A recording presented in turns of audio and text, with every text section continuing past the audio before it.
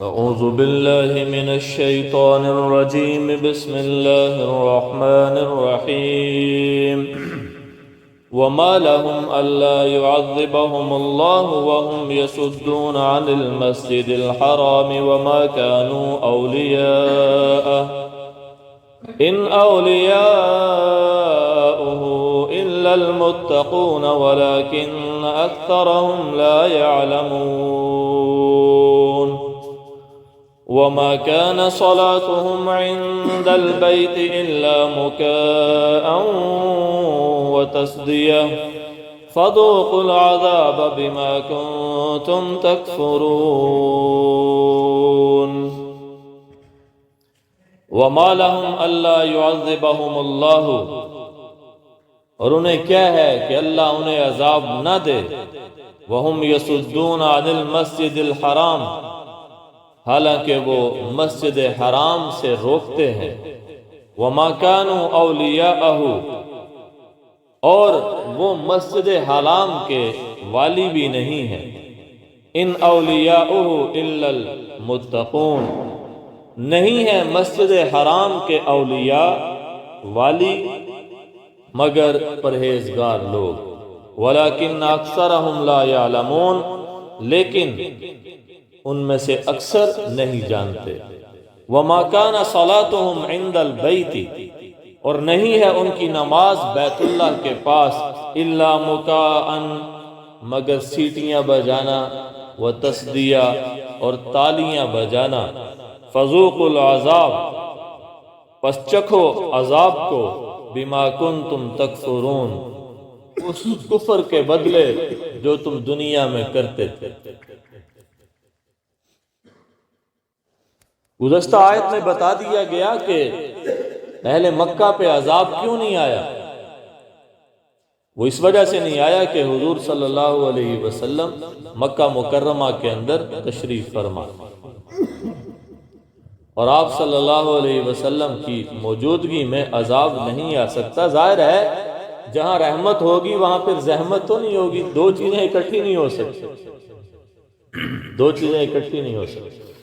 ما جعل اللہ لرجل فی من قلبین فی جوف، اللہ نے کسی شخص کے دل میں دو دل نہیں بنائے، کسی شخص کے سینے میں دو دل نہیں بنائے، ایک ہی دل ہوتا ہے. تو رحمت اور زحمت ایک جگہ پہ اکٹھے نہیں ہو سکتے، یا تو رحمت ہوگی یا زحمت ہوگی. اگر رحمت ہے تو پھر زحمت نہیں آ سکتی، اگر زحمت ہے تو پھر رحمت نہیں آ سکتی.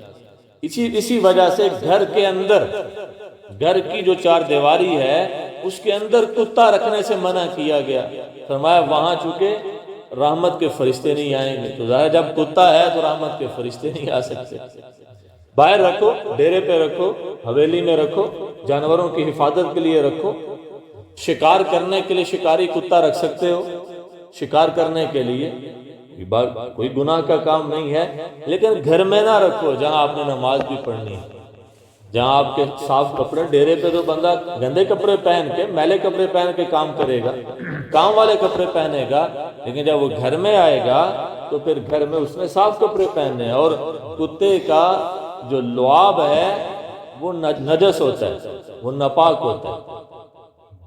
یہ بھی مسئلہ سن لے، یاد آ گیا. کتے کا جسم ناپاک نہیں ہوتا. ہمارے ہاں مشہور یہی ہے کہ کتے کا جسم لگ جائے کپڑوں کو تو کپڑے ناپاک ہو جاتے ہیں. نہیں، کتے کا لعاب وہ کیا ہے، وہ نجس ہے. وہ لگ جائے گا اگر جسم کو یا کپڑوں کو تو کپڑے ناپاک ہو، یا اس کا جو پیشاب ہے وہ لگ جائے گا تو تب ناپاک ہوں گے.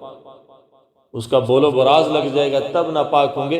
اس کا جسم ناپاک نہیں ہوتا. ہاں، جسم کے اوپر اگر نجاست لگی ہے، اگر گندگی لگی ہے تو ظاہر ہے پھر وہ گندگی اگر کپڑوں کو لگے گی تو کپڑا ناپاک ہو جائے گا. اس کا جو لعاب ہے وہی نجس ہے، وہی ناپاک ہے. اور انجیکشن کیوں لگائے جاتے ہیں جس کو کتا کاٹ لے؟ اس کو انجیکشن اس کے لعاب کی وجہ سے لگائے جاتے ہیں کہ اس کے تھوک کے اندر بڑا زہر ہوتا ہے. زہر دانتوں میں نہیں ہوتا. دانت تو ہڈی کے، ہڈی میں کیا زہر ہوگا؟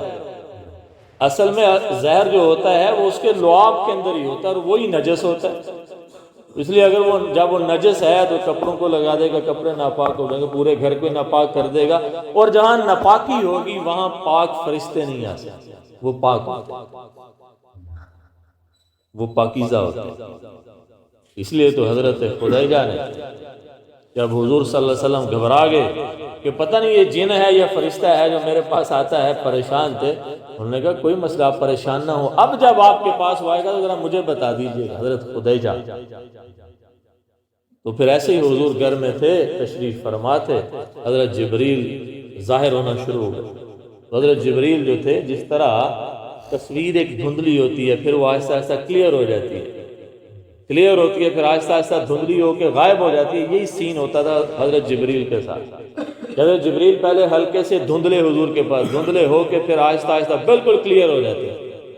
اب وہ جو ہی ان کا دھندلا پن شروع ہوا حضرت جبرائیل کا، اور ہلکے ہلکے وہ ظاہر ہو رہے تھے، تو حضور صلی اللہ علیہ وسلم نے خدیجہ کو آواز دی کہ وہ آ گیا، وہ ناموس آ گیا، وہ آ گیا سامنے۔ کدھر ہے وہ؟ سامنے۔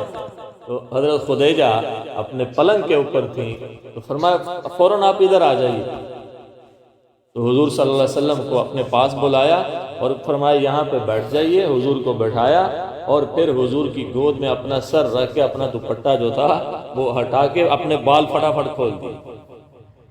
اب جو ہی بال کھولے اب پوچھا کہ اب نظر آ رہا ہے؟ کہا نہیں اب نظر نہیں آ رہا۔ فرمایا مبارک ہو، یہ فرشتہ ہے، شیطان نہیں ہے، شیطان ہوتا تو پیغمبر کی بیوی کی حیا نہ کرتا، یہ فرشتہ ہے۔ اتنی سیانی خاتون تھی، تو انہوں نے کہا آپ کو مبارک، یہ فرشتہ ہے، دیکھا میرے بال کھلے ہیں اور کیا ہو گیا؟ وہ غائب ہو گیا۔ تو اگر شیطان ہوتا وہ غائب تو نہ ہوتا میرے کھلے بال دیکھ۔ تو اس وجہ سے جہاں رحمت ہے وہاں زحمت کیسے آ سکتی، جہاں حضور کی ذات ہے وہاں پھر عذاب کیسے آ سکتا، یہ بتا دیا گیا پچھلی آیت میں۔ اب آج کی آیات میں یہ بتایا کہ ایسی بھی بات نہیں ہے کہ اللہ ان کو عذاب نہ دے، ان کو عذاب ملنا چاہیے، اور کیوں نہیں ملنا چاہیے؟ وہ عذاب کے مستحق ہیں، ان کے کام عذاب کے مستحق والے ہیں، اور وہ کام کیا ہیں وہ آج کی آیات میں بتائے جا رہے ہیں۔ تو فرمایا کہ ان کو کیا ہے، ان کو کیوں نہ عذاب ملے؟ عذاب ملنا چاہیے ان کو۔ کیوں؟ وَهُمْ يَصُدُّونَ عَنِ الْمَسْجِدِ الْحَرَامِ، وہ لوگوں کو مسجد حرام میں آنے سے روکتے ہیں، مسجد میں نہ آنا۔ جیسے صحابہ اکرام کو روکا 6 ہجری میں، عمرہ کرنے جا رہے ہیں، حضور صلی اللہ علیہ وسلم نے خواب دیکھا کہ ہم لوگ احرام باندھے ہوئے ہیں اور اپنے قربانی کے جانور ہمارے ساتھ ہیں اور ہم سروں کو منڈوا رہے ہیں۔ تو یہ خواب دیکھا، صحابہ سے خواب بیان کیا، صحابہ جناب بڑے خوش ہوئے کیونکہ ان کو پتا تھا حضور کا خواب سچا ہوتا ہے۔ تو ان بڑے خوش ہوئے، لو جی ہم بیت اللہ کی زیارت کریں گے۔ ظاہر ہے بیت اللہ ان کے نزدیک بڑی متبرک چیز تھی، اور اس سے جدا ہوئے کتنے سال ہو چکے تھے، 6 سال یہ چل رہا تھا ہجرت کا، تو 6 سال سے وہ بیچارے وہ اداس تھے بیت اللہ کے بغیر۔ تو بیت اللہ کی جدائی کیا ہے؟ جو بیت اللہ میں ایک دفعہ جاتا ہے اس سے پوچھو، جا کے واپس آ رہا ہے اس سے پوچھو بیت اللہ کی جدائی کیا چیز ہے۔ اس لیے وہ بڑے اداس، بڑے خوش ہوئے۔ اب سارے تیاریاں کر کے جناب چلے گئے، اور حدیبیہ کے مقام پہ انہوں نے روک لیا، نہیں جانے دیا کہ ہم آپ کو نہیں جانے دیں گے مسجد حرام میں۔ تو اس لیے فرمایا اللہ ان کو عذاب کیوں نہ دے، وہ مسجد حرام سے روکتے ہیں تم لوگوں کو، وہ عذاب کے اس کا مطلب کہ جو لوگوں کو مسجد میں آنے سے روکے وہ اللہ کے عذاب کا مستحق ہے، کہ مسجد میں نہ ہو۔ کہیں ہمارے بارڈر کے اوپر جائیں تو مسجدوں کے باہر لکھا ہوتا ہے، اب تو پہلے لکھا ہوتا تھا قلم کے ساتھ، اب تو ایک جگہ میں نے دیکھا جو ٹائلیں لگی ہیں نا، ٹائلوں کے اندر پکی لکھائی کی ہے کہ اس مسجد میں تبلیغی جماعت کا داخلہ منع ہے، ٹائلوں کے اوپر ہی لکھوا دی، اس مسجد میں تبلیغی جماعت کا داخلہ منع ہے۔ تو یہ اس طرح ہے، تو مسجد میں کوئی کسی کو کوئی نہیں روک سکتا، یا اپنا مسجد میں آنا، اپنا مسجد میں نہ، مسجد اللہ کا گھر ہے، اور اللہ کا گھر ہر کلمہ گو مسلمان کے لیے کھلا ہے، اور بعض صورتوں میں کافروں کے لیے بھی کھلا ہے۔ ہاں بعض صورتوں میں کافروں کے لیے بھی کھلا ہے، فرض کریں جنگ لگ جاتی ہے جنگ لگ جاتی، انڈیا حملہ کر دیتا ہے، اور مسجد ایک جگہ ہے جہاں پہ وہ پناہ لے سکتے ہیں۔ اب اس مسجد میں ہندو بھی آ سکتا ہے، سکھ بھی آ سکتا ہے، عیسائی بھی آ سکتا ہے، یہودی بھی آ سکتا ہے، سارے اس مسجد میں پناہ لے سکتے ہیں، کیونکہ میرے پیغمبر صلی اللہ علیہ وسلم، میں نے اس دن ستونوں کی بات کی تھی، مسجد نبوی کے ستونوں کی، ابو لبابہ کا واقعہ سنایا تھا، تو انہی ستونوں میں سے ایک ستون وہ ہے جس کو اسطوانۃ الوفود کہا جاتا ہے، کہ جب کوئی وفد باہر سے آتا تھا تو حضور صلی اللہ علیہ وسلم اس کو مسجد نبوی میں اس جگہ ٹھہراتے تھے، وہ جہاں وہ ستون ہے اس جگہ ٹھہراتے تھے، اور وہ جو وفد آتے تھے وہ عیسائیوں کے بھی ہوتے تھے، وہ مسلمانوں کے بھی ہوتے تھے، غیر مسلم بھی ہوتے تھے، مسلمان بھی ہوتے تھے، اس لیے بعض صورتوں میں یعنی غیر مسلم کو بھی مسجد میں آنے سے آپ نہیں روک سکتے، اور عام حالات میں مسلمان، کسی مسلمان کو بھی کلمہ گو کو ہم مسجد میں آنے سے نہیں روک سکتے، تو فرمایا یہ مسجد سے روکتے ہیں، یہ کیا ہے؟ یہ مسجد سے روکنے والے عذاب کے مستحق۔ وَمَا كَانُوا أَوْلِيَاءَهُ، اور وہ یہ مسجد کے والی وارث بھی نہیں ہیں، والی وارث بھی نہیں ہے۔ چلو جی، مسجد کے وارث ہوتے، اکیلے وارث ہوتے، والی ہوتے، اس کے مالک ہوتے تو روک لیتے، تو مسجد کا تو مالک ہی کوئی نہیں۔ وَأَنَّ الْمَسَاجِدَ لِلَّهِ، مسجدیں اللہ کی ہیں، فَلَا تَدْعُوا مَعَ اللَّهِ أَحَدًا، جب مسجد اللہ کا گھر ہے تو پھر اللہ کے گھر میں اللہ کو پکارو، کسی اور کو نہ پکارو، اللہ کے گھر میں پھر اللہ کا نعرہ لگاؤ، کسی اور کا نعرہ نہ لگاؤ، کسی اور کا نعرہ نہ لگاؤ۔ اس لیے علماء نے یہ بات بڑی واضح طور پہ بیان کی ہے کہ مسجد کے تقدس کا خیال رکھتے ہوئے مسجد میں بلند آواز سے نعرہ بازی یہ بھی پسند نہیں کی، مسجد کے ادب کے خلاف، اور اگر یہاں پہ نعرہ لگانا ہے تو نعرہ تکبیر اور نعرہ رسالت محمد رسول اللہ بس، کسی خطیب کے بارے میں بھی نعرہ لگانا مناسب نہیں ہے، فلاں صاحب زندہ باد، فلاں صاحب زندہ باد، یہ مسجد کے تقدس کے خلاف ہے۔ وہ جو خطیب صاحب بیان کر رہے ہیں انہی کے نعرے لگانا شروع کر دو، یہ مناسب نہیں، یہ سنت سے ثابت نہیں ہے، یہ سنت سے ثابت نہیں ہے۔ تو فرمایا مسجد کے والی وارث نہیں ہے یہ کہ چونکہ مالک ہیں تو یہ روک دیں کسی کو، تم نہیں آ سکتے تم آ جاؤ، ایسا نہیں ہے۔ ان اولیاءہ الا المتقون، مسجد کے وارث تو متقی اور پرہیزگار ہیں۔ یہ کافر ہیں، کافر مسجد کا وارث نہیں ہو سکتا۔ تو مسجد کے جو اولیاء ہیں، مسجد کے جو والی ہیں، وہ متقی اور پرہیزگار ہیں۔ تو یہاں سے یہ بھی پتہ چل گیا کہ مسجد کے، اب میری بات کو یہ نہ سمجھے گا میں کسی کو ہٹ کر رہا ہوں، میں پہلے بتا دوں آپ کو، میں اس کی وضاحت کرنے لگا ہوں، یہ نہ کہ یار سانوں گا اللہ یہ ہے، میں نے کسی کو کوئی بات نہیں کہا، نہ میرے والدین نے اس طرح کی تربیت کی ہے کہ میں طنز کروں، میں تانا ماروں، اللہ کے فضل سے میری یہ تربیت نہیں ہے۔ اب یہاں سے یہ پتہ چلا کہ مسجد کی جو کمیٹی ہے یا مسجد کو جو بنانے والے ہیں، مسجد کے انتظام کو جو چلانے والے ہیں، وہ جتنے زیادہ متقی اور پرہیزگار ہوں گے وہ اتنا ہی بہتر ہے۔ اس لیے کیا کہہ دیا کہ مسجد کا والی، مسجد کا وارث جو ہے وہ کون ہے؟ پرہیزگار لوگ، متقی لوگ۔ تو مفتی شفیع صاحب رحمۃ اللہ علیہ نے اپنی تفسیر کے اندر یہاں پہ ایک نقطہ بیان کیا ہے کہ مسجد کو چلانے والے، مسجد کے نظام کو، مطلب جو مسجد کی کمیٹی ہے اسے چاہیے کہ کمیٹی کے اندر نیک لوگوں کو رکھا جائے، پرہیزگار لوگوں کو رکھا جائے، اور جو نیک اور جو مسجد کی کمیٹی کے ممبران ہیں ان کو چاہیے اس آیت کو سامنے رکھ کے اپنے اندر تقوی کی صلاحیت کو پیدا کریں۔ اس کا فائدہ کیا ہوگا؟ دیکھیں، مسجد کے انتظام کو چلانے والا، نماز پڑھانے والا، اگر وہ نیک اور پرہیزگار ہیں تو ان کے تقوی کا اثر دوسرے لوگوں پر بھی پڑے۔ مثال کے طور پر ایک شخص ہے، حضرت عمر کا زمانہ خلافت ہے، اور ایک نوجوان، وہاں خواتین بھی آتی تھی نماز پڑھنے مسجد میں، تو ایک نوجوان ایک گلی میں کھڑا ہوتا تھا، وہاں سے ایک نوجوان عورت آتی تھی نماز پڑھنے کے لیے، تو اس عورت نے جب نوٹ کیا کہ یہ کیا کرتا ہے، یہ نوجوان روزانہ اس ٹائم جو نماز کے وقت جو یہاں پہ کھڑا ہوتا ہے، تو ایک دن اس کے بعد کھڑی ہوگی، انہوں نے کہا میرے لیے کھڑے ہوتے ہو؟ کہا جی ہاں میں آپ کے لیے کھڑا ہوں۔ انہوں نے کہا اچھا شادی کرنا چاہتے ہو مجھ سے؟ نکاح کرنا؟ ہاں جی آپ سے نکاح کرنا چاہتا ہوں۔ انہوں نے کہا ٹھیک ہے میں آپ سے نکاح کروں گی، ایسا کرنا ہے تم نے فجر کی نماز 40 دن تک حضرت عمر کے پیچھے پڑھی، 40 دن تک فجر کی نماز پڑھنی۔ تو اب ظاہر ہے یہ ایک ایسی چیز ہے کہ وہ فرحاد کو بولا تھا کہ تمہیں شیریں کا رشتہ تب دیں گے کہ جب تم کیا کرو گے، اس پہاڑ کو کھود کے دودھ کی نہر جاری کرو گے۔ تو اس نے پہاڑ کو کھودا اور کھود کے اس میں پھر دودھ بھرا، بکریوں کا اونٹوں کا لا لا کے اس نے وہ دودھ کی نہر اس نے جاری کر دی۔ یہ ایک ایسا جذبہ ہوتا ہے، یہ جذبہ ہے جدھر ڈھل جائے، کچھ لوگوں کو اللہ کی محبت کا چسکا لگ جاتا ہے، وہ ادھر سے کہیں جاتے ہی نہیں۔ تو کہا جی کہ 40 دن تو نے نماز پڑھنی ہے ادھر، انہوں نے کہا بالکل۔ اب وہ جناب جا رہا ہے روٹین سے 40 دن۔ جب اس نے حضرت عمر کے پیچھے نماز پڑھی تو وہ جو دل کی کیفیت تھی، جو عشق مجازی دل کے اندر آیا ہوا تھا، وہ عشق حقیقی میں بدل گیا۔